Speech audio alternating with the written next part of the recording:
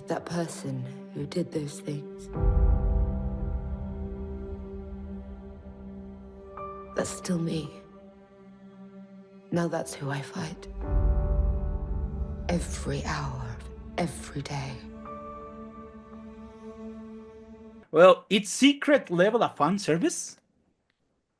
Fan service. I mean, yes, we are fans, and hopefully we are servicing our community. You make it sound dirty. Yeah. Why do you do that, Vladimir? Okay. Yeah, totally fan service, but in the best possible way. Isn't everything fan service really, if we get down to it? Because we want to make things that people are excited about watching. And this has got to be like the biggest conglomeration of things that people like in one show ever, I think. Yes, and if we are servicing those fans by the non-fans or their loved ones and partners, sort of finally understanding why they devote so much of their time to these franchises, then we have served them well. Yes. Dave's really worried about that. He's like wants the girlfriends or the mom or I need or the validation. So when my wife watches the series, she will go, like, look what you did. Why. That's why you were not home for the last 3 years. Yes. Yeah. Okay. How was the game selection process like? Because how did you determine that those were the ones that had to be included?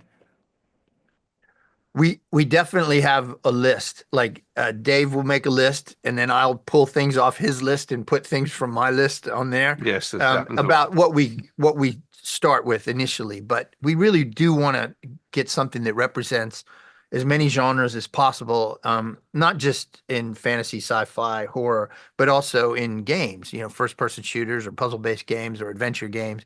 And we're trying to be representative of a really huge fucking category or categories.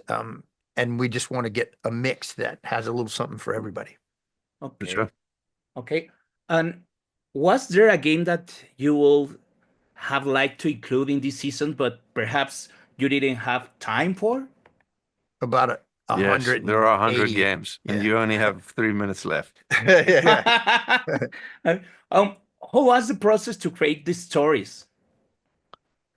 It's so in order not to, because it's an anthology, so we didn't want to homogenize the whole show. We work with the developers to distill their franchises down. We bring in authors, a lot of the same authors whose short stories we use for Love, Death, and Robots. They help pitch ideas. From those ideas, we pick a winning pitch.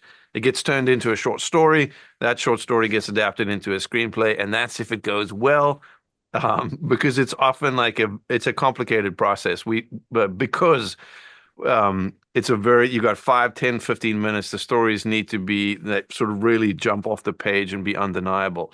So it is a tricky creative process, but one where we're like diversity is always the goal. And in like Tim said, because it's horror, fantasy, science fiction, like who is that?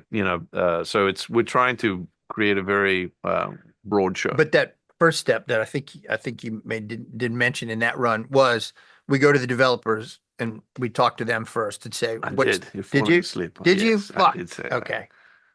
We asked them what the most interesting thing we is. still got hours to go, and you forget it already. Okay. Yes, we distill everything down. So it's a very collaborative process, but one in which the idea is sort of bold, inventive takes on the franchises we're adapting. Okay, and one of the most complex questions for us: how do you feel about having an episode about a video game which is considered one of the biggest failures in the industry? Talking about Concord, so. We love the episode and we love the process of making it and we love the people that made the game. We've been working on it for 3 years, so it was only recently that this bad thing happened. And more than anything else, we just felt bad for the developers because anybody who puts themselves out in the creative arena and takes some risks it's not great when you see them not succeed, because we want everybody to succeed, and they truly were a pleasure to work with. So we felt terrible about that. I honestly didn't think about it in terms of the show and the implications there. I felt badly for our friends at Firewalk. And you asked the question up the front, like, how do we select the games? Not only were the genres important, but the sort of eras of gaming were important, past, present, and future games. Like, so, And indies. And, yeah. But so like Exodus and Concord were games that were on the horizon, and we wanted to represent those in the series too. Like, um, yes, difficult for sure, but like we're very, very proud of the episode, and hopefully like fans will appreciate it too. Okay, talking about another episode, why did you approach the Pac-Man theme in that way? That blows my mind. So, Dave had a really dark and tortured childhood. Yes. And it's a Yeah. reflection. And then it got worse when I came to America and started working with Tim. We didn't come up with that one on our own. Like, I know folks probably think like, well, we know what Pac-Man is. And so And these guys took it and they ruined it. we That's not what happened. definitely, when we spoke with Bandai, and you can quote me on this, they wanted, when folks watched the episode, to wonder what the fuck did they do to Pac-Man. That was the creative challenge from the developers. And we absolutely ran We with that. succeeded, I Yes. think. You seem to be wondering there, what the fuck we did. So I think there more will sort of be revealed, as the series comes out, as to possible like underpinnings as to why the episode is the way it is. But if you actually go back and think about what Pac-Man is, it's a bit weird. It's a bit dark. Endlessly consuming, eat or be eaten. There's a Cute little ghosts. there are many ways to interpret those 8 bits. okay, I think this is my last question then.